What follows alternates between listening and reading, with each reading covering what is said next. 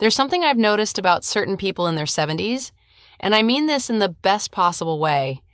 You walk into their home and it just feels calm. Not a show home, not a magazine photo, you can tell they actually live there. Family photos on the walls, a worn armchair, a blanket on the sofa. But every surface is clear. Every drawer closes properly. There's no pile on the counter they've been meaning to deal with. And the thing is, they live alone. No cleaning service, nobody coming by on weekends to help sort through things. Just them, in their house, managing it. I spoke to a woman recently, she's 74, been in the same home for 16 years, and I asked her how she does it. I was expecting some complicated system. She said, I just do about 10 things. I've been doing them so long, I don't even think about them anymore. I wrote down every single one of them, and that's what this video is. If your home has started to feel like it's ahead of you, like no matter what you do, things pile up faster than you can deal with them, these 10 habits are worth your next 15 minutes. Because none of them are about working harder. Every single one is about working differently. Real quick before we get into it, if you're new here, this channel is called The Senior Reset. Everything I put out here is for people in their 60s, 70s, and 80s. Practical stuff, realistic stuff, no advice that was clearly written for someone half your age. If that sounds like what you've been looking for, hit subscribe and turn on notifications. I put out new videos every week, and I don't want you to miss what's coming. All right, let's get into the habits. Before habit number 1, I want to say one thing, and I mean this genuinely. If keeping your home organized has gotten harder as you've gotten older, that is not a character flaw. That's just math. More years means more belongings, more history, more things with meaning attached to them, and less of the physical energy that used to make a big Saturday clean feel satisfying. The seniors who seem to manage it effortlessly aren't doing more, they're doing different things, consistently. That's the whole idea behind this list. Habit number 1 is something I call the tomorrow basket. And this next one, most people never think about it this way, but once you hear it, you'll see it everywhere in your home. Organized seniors don't end their day by putting things away one by one. They use one single basket, usually near the front door or just outside the bedroom, somewhere on the path they naturally walk every morning. Here's how it works. At the end of the day, instead of carrying every misplaced item back to its proper spot, you place it in the basket. The library book that belongs in the study. The cardigan you wore in the living room that lives in the bedroom. The vitamins that migrated to the coffee table. Everything that belongs somewhere else goes in the basket. Then the next morning, one single trip. You carry the basket and return each item to its home. One motion, done before the day really starts. The reason this matters is because fragmented movement drains more energy than people realize. 10 small trips and 10 small decisions across an evening. Put this away, come back, rest, remember the other thing. Each one is minor, but together they add up. The basket consolidates all of that into one intentional moment. Now, will this eliminate every scattered item in your home? No. There will still be days where the basket overflows or you forget the morning return and things stack up anyway. That's normal.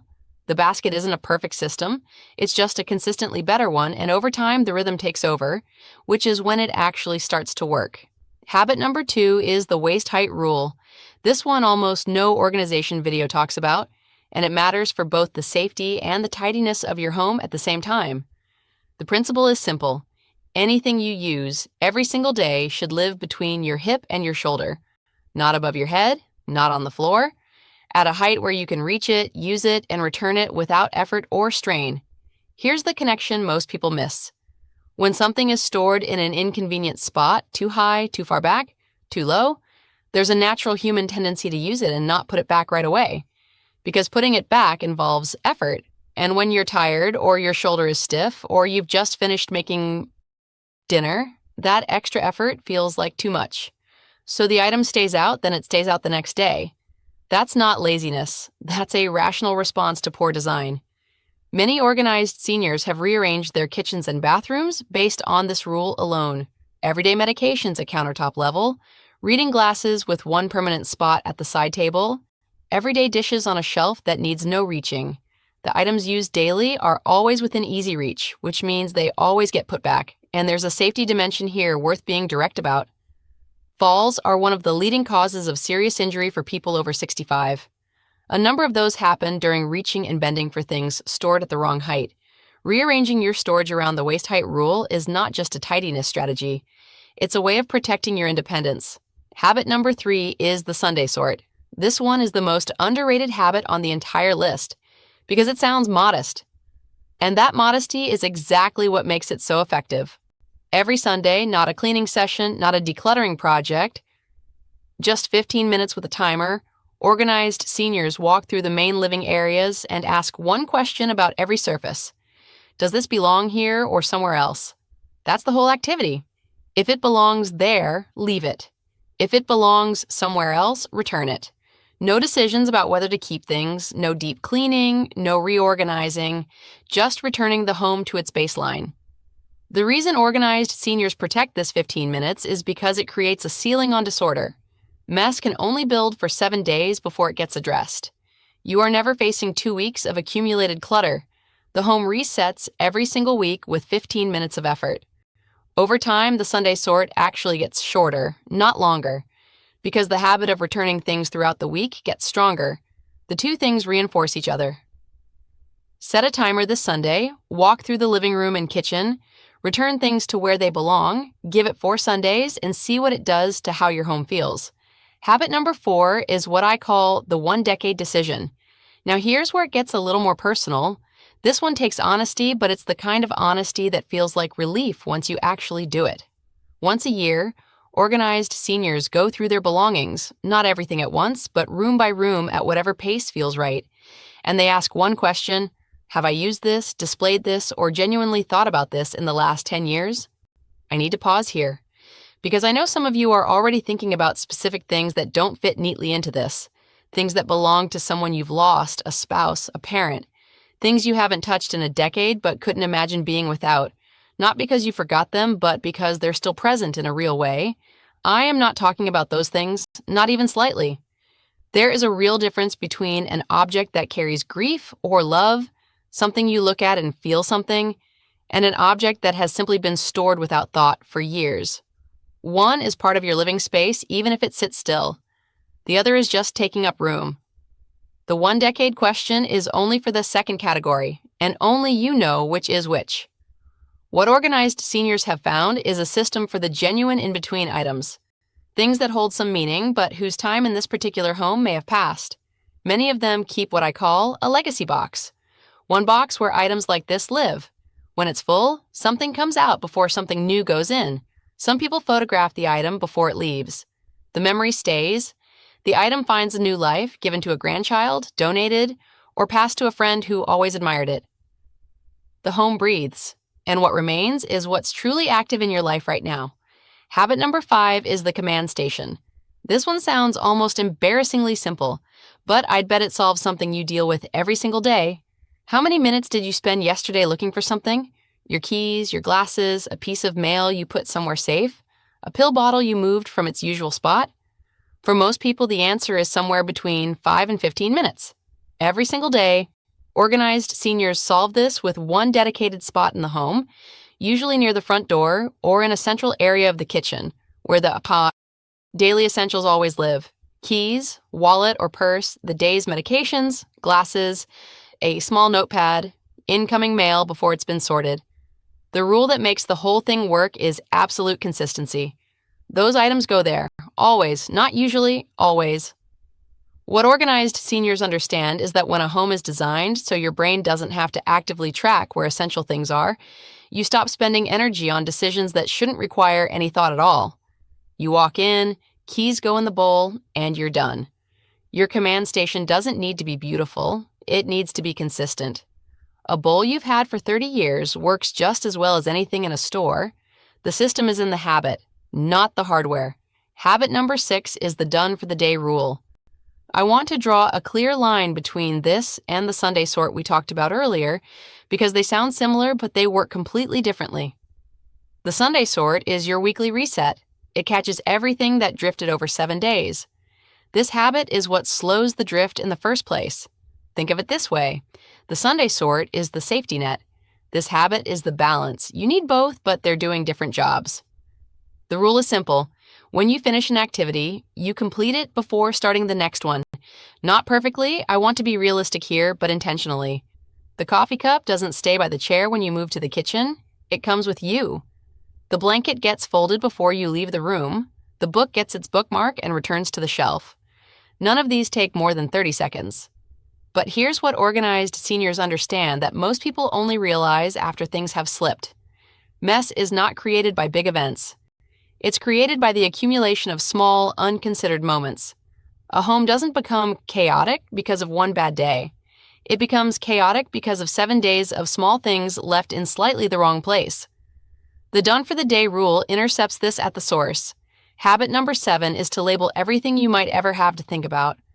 This next habit is one people dismiss almost immediately when they first hear it, and that's exactly why most homes don't have it. Labeling your home is not a sign of memory loss, it is a sign of intelligence. The real reason organized seniors label their drawers, containers, and bins is because a labeled home requires zero mental energy to navigate. Every time you open a drawer and have to think for 2 seconds about what's in it, you've spent a small amount of cognitive energy on a task that should require no thought at all.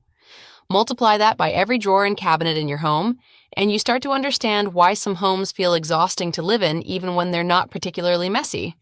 There's also a secondary benefit worth mentioning.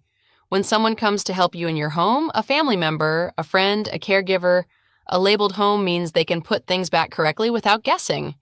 Your system survives your absence. That's a kind of resilience most people don't think about until they wish they'd built it. Start with one drawer. A piece of tape and a marker is all you need. All right, we're moving into the last 3 habits. These work a little differently. They're less about daily action and more about how you think about your home. Stay with me here. Habit number 8 is the monthly expired item sweep. Once a month, organized seniors do one focused pass through 3 specific areas: the medicine cabinet, the pantry, and the refrigerator. One question asked in each place: is this still good, and is this still needed? Expired medications are more common in senior homes than most people realize, not because of carelessness, but because of a pattern almost everyone falls into. You receive a prescription, use most of it, set the remainder aside for a day when you might need it, and that day never comes. The problem is that outdated medications aren't just ineffective. They can interact with current medications in unpredictable ways. They create confusion about what you're currently taking, and they take up space in a cabinet that should only contain what's accurate and current. The pantry sweep works the same way. Canned goods past their date, spices from a decade ago, boxes bought for a recipe never made. These items don't just take up space, they make it harder to see and reach the things you actually use. A monthly sweep, about 20 minutes across all 3 areas, keeps your home honest about what it actually contains. Habit number 9 is this: the Swedish death cleaning mindset. And I'll be upfront, this one is a little different from everything else on this list. It asks more of you. But I think it's the most important one we're going to discuss. In Sweden, there's a concept called dödsstädning, which translates roughly to death cleaning. I know that phrase sounds heavy. But here's what this practice is actually about, and this is the part that reframes everything. It's not about preparing for an ending. It's about deciding right now, while you have energy and time and perspective, what your home actually says about you. What it contains that's truly yours. What's been sitting there out of inertia rather than intention. Organized seniors who practice this don't do it out of sadness. They do it the way someone cleans out a garden before winter, intentionally, on their own terms. Not because something is wrong, but because they care about what grows back. And yes, part of the honesty in this practice is acknowledging that the people who love you will one day be grateful you did it. Not because of the loss, but because of the gift. A home that's been lived in intentionally is one of the most loving things you can leave. It says, I thought about this. I made these choices on purpose. I did this for you while I could. That's not dark. That's generous. Habit number 10 is this: the 10-minute re-entry. And here's the habit that determines whether any of the others actually stick, because without this one, the whole system eventually drifts. I want to be specific here because protect your system sounds like something off a motivational poster. Here's what organized seniors actually do when life gets in the way, and life does get in the way. A difficult week, a health issue, a family visit, a stretch of days where the basket didn't get emptied and the Sunday sort didn't happen. What they do is re-enter the system through the smallest possible door. They don't try to catch up all at once. They don't do a big reset session that feels like punishment for the time things slipped. They simply do one small thing that signals to the home and to themselves that the system is back. Empty the basket, do 5 minutes of the Sunday sort instead of 15, reset the command station. One small action, not caught up, not perfect, just back. Because here's what most people get wrong about organized homes. They assume the people who have them never let things slide. That's not true. What's true is that when things slide, organized seniors don't wait until they have enough time to do a full reset. They do the smallest meaningful thing that reestablishes the baseline, and within a few days, the home is back to itself. The system doesn't require perfection. It just requires the willingness to come back every time. I want to leave you with one thought before the end. Every habit we've walked through today comes back to one simple idea. Your home should work for you, not against you, not ahead of you, not like something you're always trying to catch up to, for you, on your terms. At the pace your life actually runs at, that doesn't happen overnight. I want to be honest about that. You're not going to try all 10 of these this week and wake up to a transformed home by Saturday. That's not how any of this works, and anyone who tells you otherwise is selling something. What has happened is this. You pick one habit, the one that felt most true when you heard it, the one where some part of you thought, that's actually my problem.